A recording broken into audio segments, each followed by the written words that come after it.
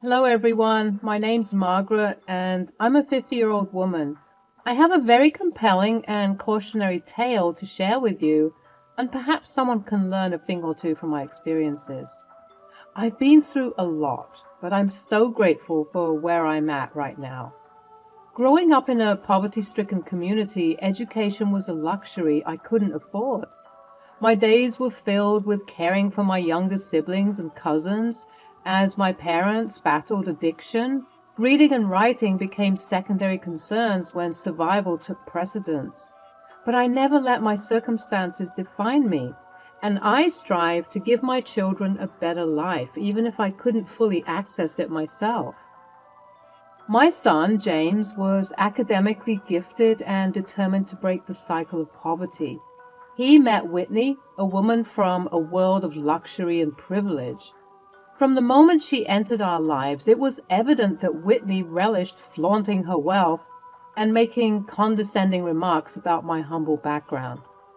I endured her classist comments, believing that kindness and patience could bridge the gap between us someday.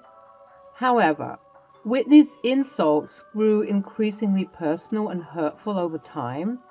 She would mock my lack of literacy, belittling me in front of my family and friends, using it as a weapon to assert her superiority. It was especially hard to deal with considering that James was away on a business trip for a year, leaving her and me in the same company, which subsequently meant that she could properly beat me down without him berating her for doing such an awful thing. Each time she was confronted by James, she would feign innocence, and each time I was abused, I swallowed my pride, unwilling to stoop to her level. I always made the excuse that because she was still quite young, she didn't know any better. But there came a moment when I couldn't bear the humiliation any longer and decided it was time to take matters into my own hands. Whitney's malicious intentions became clear one fateful day when she approached me, seemingly seeking assistance with a work project. Hopeful that she was finally extending an olive branch and attempting to build a bond between us, I eagerly agreed to lend a hand.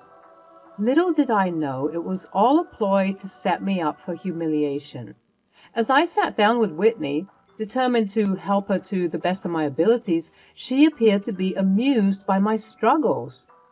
Her snickers and giggles grated on my nerves, but I pressed on, believing that this was a chance for us to bridge the gap between us.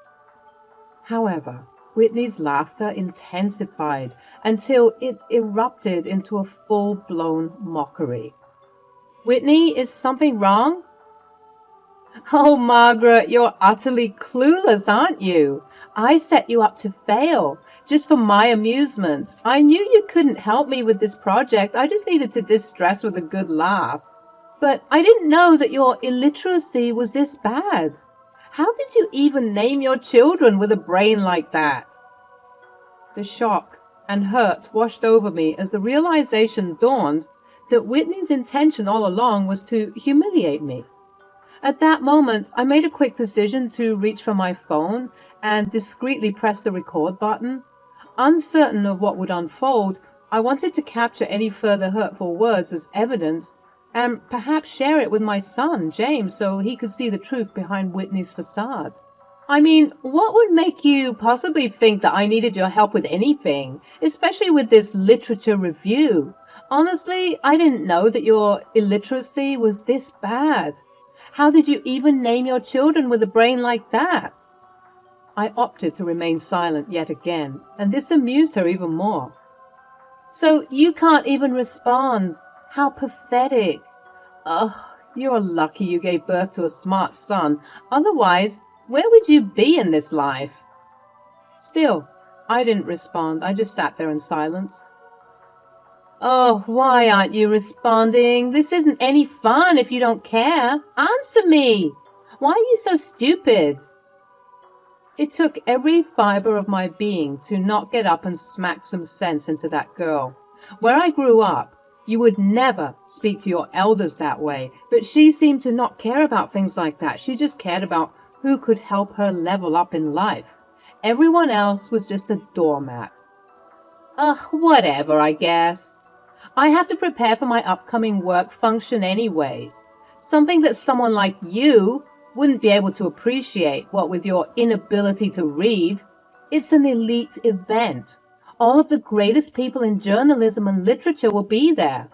I'd invite you, but I'm afraid you'd be too confused to participate in anything.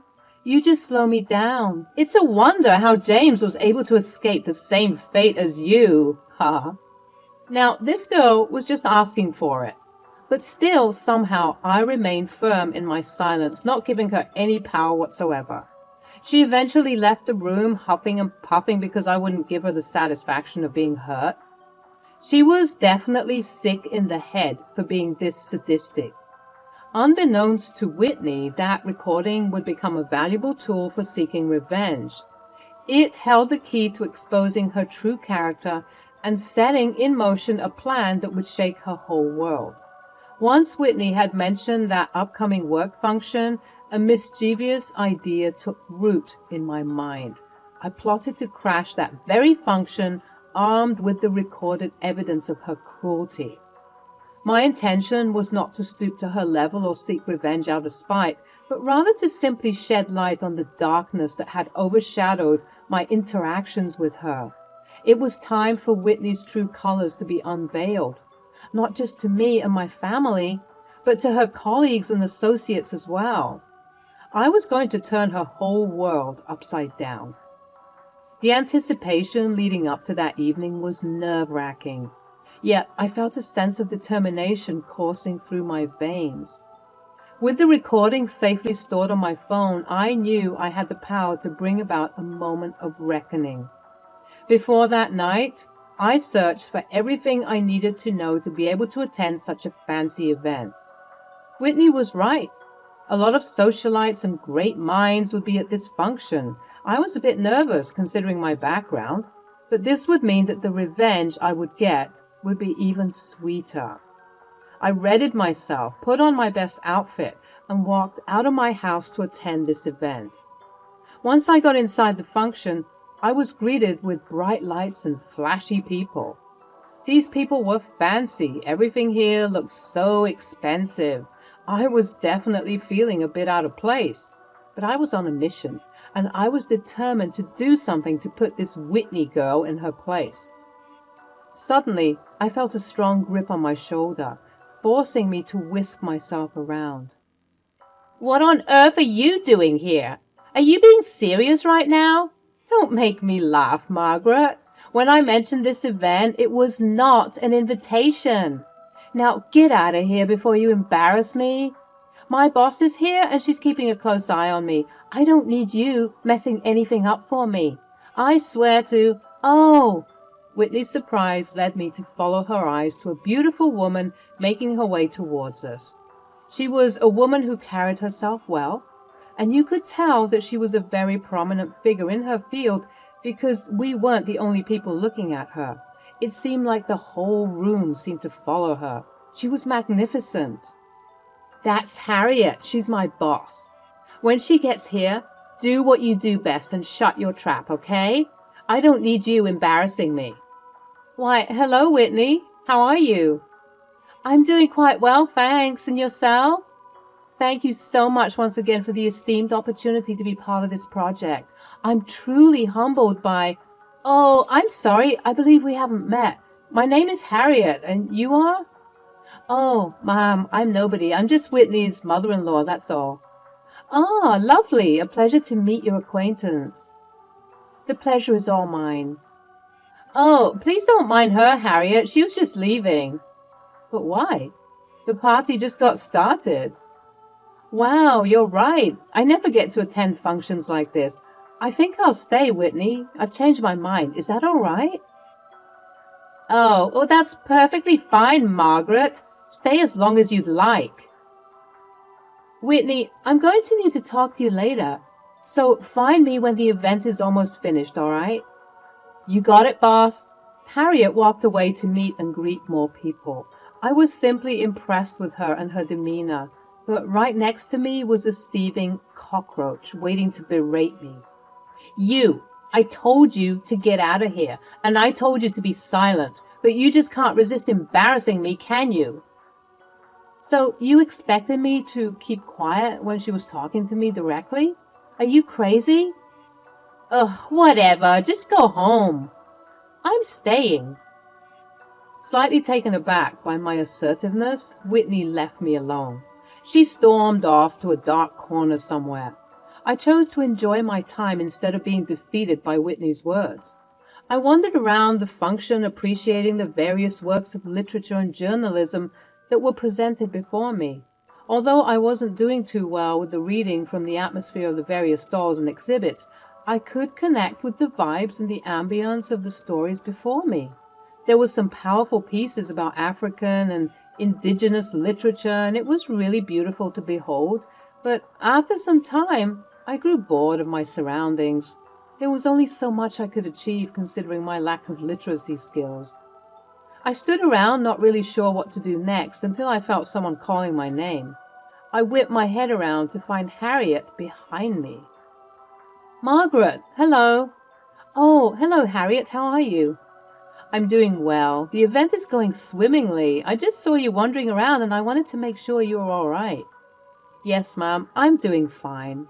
Well, it's just that, you see, oh my goodness, I'm so embarrassed to even admit this, but I can't read all that well. Oh, do you have eye problems? No, it's not that. I just never learned properly. I didn't grow up in the best circumstances and I couldn't learn. Then I got older and I felt like the opportunity missed me. Oh, I'm sorry to hear that, Margaret. Whitney didn't tell me anything. Yes, well, I'm not surprised. I hope you won't mind me asking, but what are you doing here if you can't read and write all that well? Well, I'm here to reveal some information that I think you might be interested in knowing. Oh? Yes, it's about Whitney. Oh, follow me to a quieter place. All right. I followed her to a secluded area on a different floor of the building. I then began to divulge the information about Whitney and her wicked ways. I told her how she mistreated me so often due to my illiteracy and that I had a recording of her disparaging me. If I'm being honest, Mom, I came here because I wanted people to know the real Whitney. I think she's awful, and she can do some real damage to people's emotions. So I felt it best to at least present the evidence so that you, as her superior, would do what's best for you and this company. Wow, Margaret, I don't know what to say. This is a lot. Please show me the recording. I play the recording that I took on my phone, and Harriet was gasping with disbelief at everything that Whitney was saying. This is horrible. Why would she say those things? That's just the type of person she is, ma'am. She's always talking down on people who are beneath her. This is truly appalling behavior. I'm honestly shocked. Come with me. Where are we going? To teach that brat a lesson. You know, she's always had this air of arrogance on her. She was always acting as if she knew better than anyone else just because she comes from a powerful and wealthy family. But she's not that great. I'm so glad that someone else noticed. I knew she was a spoiled brat, but I didn't know that it was this bad. And honestly, hearing this information makes me sick to my stomach. So we're going to teach her a lesson. We made it back to the main event, and Harriet took me to the media booth where a guy was handling the slideshows. She explained to him that there was something important to say and that I needed to connect my phone to the speakers. Wait, Harriet, you don't intend that I would be the one exposing her here in front of all these people? That's exactly what I want you to do. I simply couldn't. I told you earlier, I'm a nobody. I can't do this. That girl has been walking all over you for God knows how long. This is your moment to take your power back. But what about your event? Won't people be disappointed with such a dramatic display? Offended? They'll be elated to know that we're the type of company that weeds out the bad guys and only brings on the good guys. This will be good press, trust me. The events that unfolded at the function were nothing short of dramatic. Clutching my phone tightly, I took the stage and grabbed the mic. People began to pay attention, and somewhere off in the distance, I saw raging eyes looking at me. Whitney was looking absolutely bewildered, and she began to make her way to the stage, but I was determined to seize this opportunity. Attention! May I please have everyone's attention, please? Thank you. You all don't know me, and you don't need to know me for what I'm about to say. You just need to know that as much as this is an event that celebrates reading and writing, I hope you also know that there is a significant population in this country who don't know how to read and write. And oftentimes, we use these abilities to determine someone's intellect, but that couldn't be further from the truth. Recently, I encountered someone who made me feel inferior due to my inability to properly read and write. In fact, this abuse has been going on for a long while, but I've decided to stand up against this and expose this person for the vile individual they truly are. Whitney was making her way closer and closer to the stage. I smirked and maintained eye contact with her as I hit play on my phone to expose her awful words from before to the whole function.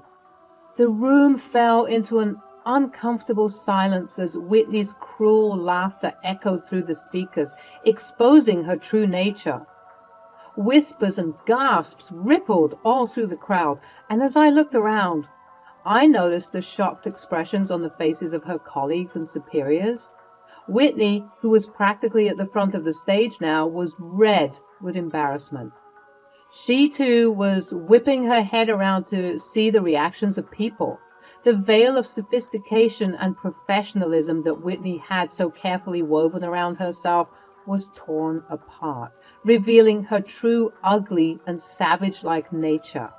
This person is none other than Whitney Thatcher, the woman you see right in front of me. She's my daughter-in-law, and this is how she talks to me consistently. More gasps and whispers were circulating the space, except this time they were more ferocious. Everyone was looking at Whitney with disgust. I can explain. I'm afraid that won't be necessary. I always knew that because you were a Nepo baby, you were bound to be spoiled and entitled, maybe even a little bit sassy, but downright evil? That's really low, Whitney. Harriet got another mic and began her spiel. Folks, Margaret has raised an important point tonight, that we must treat everyone with kindness and respect regardless of where they come from and what they know. This is certainly the energy and attitude that we at Nimbles Inc. promote with fervor and purity. But unfortunately, it appears as though a member of our herd has not been upholding these standards. As such, Whitney Thatcher, you are fired from this company. The whole room erupted. Some people were cheering, others were still gasping with disbelief, and others still were taking pictures and videos of the whole debacle. Whitney was gobsmacked, and she looked at me with murderous intent. Also, you should probably know that you are going to get another job tonight, the one you always wanted. You mean I'm going to become chief editor? Well, not anymore. After finding out what we just found out, you won't even be able to apply for another journalism job again. You'll be hearing from my father and my lawyer. You'll all be sorry, I swear it. Whitney stomped out, and as she was walking out, people were booing and hissing at her. The night ended with many people approaching me and congratulating me on the speech I did, commending me for being strong. Harriet approached me as the night was wrapping up and said, "You know, I've been looking for some inspiration lately. I've been wanting to write a book on a topic I haven't tackled before, and I think that I've found my inspiration. You've got such a powerful voice and a powerful story to tell, and I would hate for that to go to waste." What are you saying? I'm saying that I want you to be part of my team. You'll be able to see and experience things that you've never experienced before because I want to write a book about you. A book? About me? Count me in. I jumped on board this opportunity with haste, and Harriet and I became best of friends. She wrote a book about me, and it garnered a lot of success. The book was about my struggles growing up and taking care of everyone around me, and although I was labeled by society as an infidel, I was more than capable and more than intellectual because I had gotten the real test of life. I went on many book tours and interviews and podcasts discussing the overnight success of the book. Life was certainly getting better for me, and what's more, I started learning how to read and write. Before, I was ashamed that a grown woman like me wasn't able to do it, but I learned that there is no shame in not knowing. How else do we grow as humans if not through trial and error? I quickly accelerated in my classes, and it's the reason why I'm able to write this story today. As for Whitney, she reaped what she had sown, losing not just one but 2 jobs in a single day. She faced the consequences of her actions. And while it may have been a painful lesson for her, it also served as an opportunity for growth and self-reflection. I don't know where she is now because after her debacle gained national notoriety, James had opted to get a divorce from her, finally being sick and tired of her abuse towards me and other people that she stepped on just because she felt like she could. I don't know where she is today, but I do hope that she has learned her lesson. For me, the journey towards bettering myself continues every day. I have gained recognition from my past, and now I can live a lavish and luxurious life, thanks to the practice of being humble and patient. So to anyone who is enduring or suffering any abuse, I promise you, it does get better. You have to keep fighting. And when your opportunity for a way out and a way up presents itself, you need to grab it with all of your might. Because you don't know where you might end up, but it's definitely going to be a blessing.